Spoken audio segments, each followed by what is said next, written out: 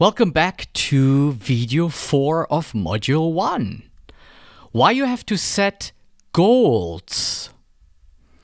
If you aim at nothing, you will hit it every time. Zig Ziglar. So why goals? Goals override anxiety and self-doubt over time. Goals basically reprogram your thoughts. So we have all those inner voices. Oh, I can't do this. I can't do that. I'm not too this. I'm not too strong. I'm not too intelligent. And those thoughts can be really a stumbling block in, achieving what you want to achieve. So in order to reprogram your mind, that's where goals come into play. Goals get you going and keep you on track. So you have to be, accountable. I have to tell you a secret. I was looking just, a few days ago in my goals sheet, and I think out of 10 goals, I realized I achieved only one within, I think, 2 or 3 months. And one of them was basically shipping this product here out on time. So I was really embarrassed. I went over this with my wife, Marguerite, and what I did is basically eliminate all the goals and wrote down 2 goals that I knew that I could accomplish in a certain period of time. So I had way too many goals. I was way too ambitious, and my time was way too small. If I wouldn't have written it down, I would never have known, did I achieve what I wanted to, what I set up in the beginning? And then what happens then? You think, I will remember it. You will never remember it because life always takes you away into a different direction. So this is really, really, really important, and I urge you to, follow the directions that I'm, proposing here to you. How to set goals effectively, right? So I didn't do that very well with this, what I just told you. Now, first, write them down on paper, not on an iPhone, not on a computer. Use a real pen and paper. And here is the reason why. You bring your thoughts and visions into physical reality. This is kind of a little bit on the spiritual side, and I'm not sure, where you're holding by that, but please try it out. I urge you. There is such a thing that when you write it down, it will eventually happen. But if it's only in your head, it's just stuck in your head, and you have so many things to do, or even on your computer, that's not even in the real, reality. This is for sure better than not writing it down at all. But here is the kicker. When you write it down on a piece of paper, as I will show you, and you have it with you, and that's basically my next point, you carry it with you in your pocket, there is always this subliminal reminder, and then read through it a few times a day. This basically programs your brain. Second, goals need to be specific and measurable.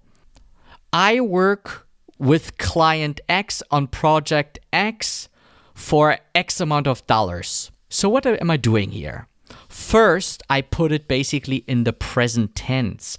I'm putting myself already in there as if I'm doing the job. You condition your brain basically already as if it's happening. And that kind of sends out a whole different karma, a whole different level of energy that it will happen. The next thing is client XXX. I want you to be specific. Which kind of client? Coca-Cola, Greenpeace, Project X. What kind of project? Is it a commercial project? Is it a documentary? And for what dollar amount would you like to get that client? Another thing that I write in there as a kind of more long-term goal, because I write my goals down usually in the order of, within 1 month, within 6 months, a year, and what I want to achieve within 5 years. So, for example, I would just write down, I make X amount of dollars total by date so-and-so. And I always use, the end of the year. How much money did I want to have generated, by that date? Write them, as I told you already, in the present tense, as if you are doing these things already. Puts you in the mindset as if you have arrived already. Fourth, write both business and personal goals down. If your personal life is not going well, this will affect the bottom line in your business. So Zig Ziglar would say that, when you have, let's say, business and family and, your health and well-being and so on, like the four wheels of a car, and one wheel, even though all three wheels are, let's say, intact, but one is deflated, pop, pop, pop, pop, pop, pop, pop, pop, that would be kind of your ride, right? So if the one wheel broken, like your personal life, for example, that affects all other areas. So therefore, you need to write down also your personal life goals. So I have, for example, in there, what kind of relationship I want to have with my children. So, you know what? Should I just get, my goals? I'll get just a few examples of my goals. Just bear with me. Okay, so this is a photograph of my business goals. I have a 3x5 paper, a stiffer cardboard paper, or index cards, and on one side I write down my business goals. On the other side I have my personal goals, so that I have it all in one. So I want to give you a couple examples here. So for example, I wrote down here, we have a net worth of $5 million. So that's what I want to accomplish by December 2020.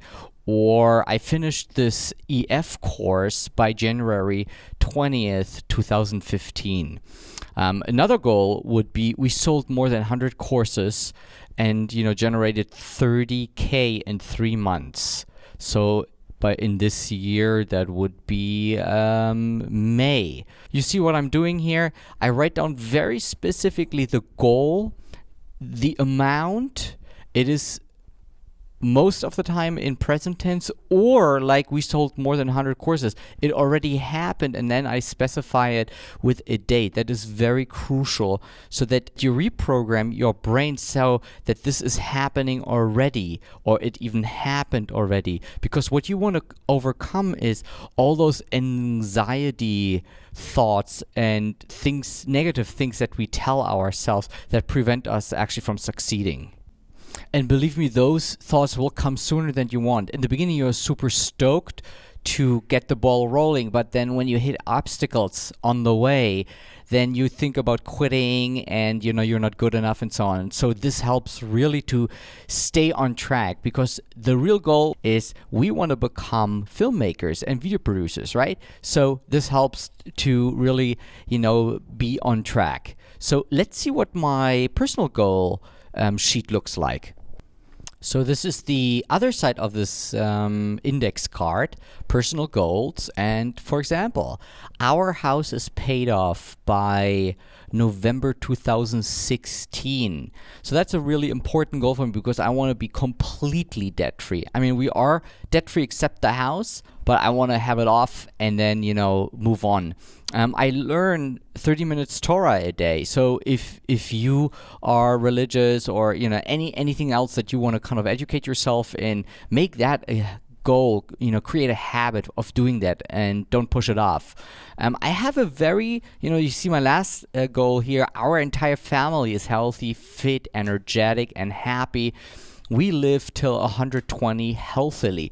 So this, although it doesn't have a specific date, obviously, but I want to have that in here, even though it's kind of generic, but to keep this as a mindset, as a mantra that I carry with me. So all in all, this is a really important step of becoming really successful in anything. This is the most overlooked part. People think it's just happening by itself and so on, and you don't need it. And it's enough to just remember, but the point here is you don't remember, and you know when you are afraid or anxiety kicks in, it's your limbic system. It overwrites anything that you can think smart or use common sense. So this is kind of tackling this issue. So let's get back to point 5. Fifth, take a small piece of paper and write every day your 5 most important, not urgent, but most important goals down. as tasks. So what I showed you here is my weekly goal list. And then, this is a paper, I don't know, it's like 3x5.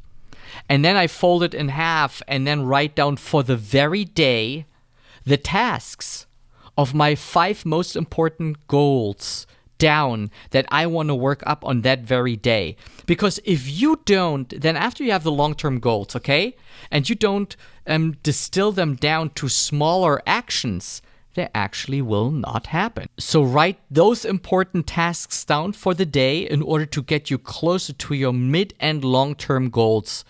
The next thing, 6th, make sure you know the difference between urgent and important. Remember in point 5 that I distinguish between urgent and important tasks or goals. So there are goals that are urgent. For example, someone has a show tonight at 8 o'clock and they call you up or send you an email. I need that clip really urgently because we have to work it into a show. That is urgent. Is it important? It's probably not important in the long run, but it's as important in terms of that it keeps your job, right? And your client happy. So yes, it's important. Another urgent task is people, write you an email. Oh, reply quickly back. I need to know this and this and this and this. And those are always those voices, those distracting voices that actually, take up your time, but they don't really help you to get to where you need to go. So what would be an important goal that is actually important but not urgent? For example, life insurance, writing a will, right? Those are always things we think, we can do them, in a couple of weeks. We won't die till then. Is it important? It is very important because if you imagine like you have a family, you have 4 children like I do, God forbid I die tomorrow, my family would be left with nothing if I wouldn't have taken care of, my will and especially, let's say, life insurance, right? So that would affect them immediately. But is it urgent? No, it's not urgent because I don't expect to die very soon. So, but there you have it. You need to work on what is important because that is what basically drives your life. And that is also important for your job. Where do you want to end up? Or do you want to just reply to your friend who sends you the next awesome viral video that you have to watch right now? Put that away, delete it if you can, and move on to the important task. So why I'm here so ranting, so long and long-winded is I want you to understand that you do the tasks that are really important rather than urgent. And then, of course, then there are the tasks that are urgent and important. They're super important to write down. And then you have, obviously, the tasks that are neither. And you should actually throw them in the garbage and not take care of them at all. Because what is the most expensive commodity? It's your time. 7th, rewrite your goal sheet every week. Yes, I want you to do that because life changes, you change, your goals will change, so do that. And it also helps you when you write it down. I read in a scientific study a while ago that whatever gets written down is much stronger with your synapses in your brain manifested than if you're just, let's say, receiving it orally.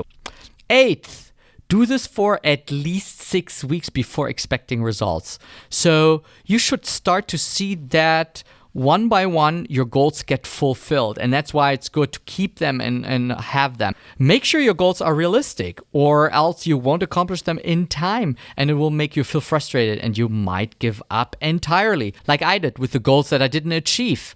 9 goals out of 10 last time I did not achieve because I didn't plan very well. So in our next episode, I will walk you through how you can become the best in your field and why this is absolute necessary. And it's probably not what you think. See you over there.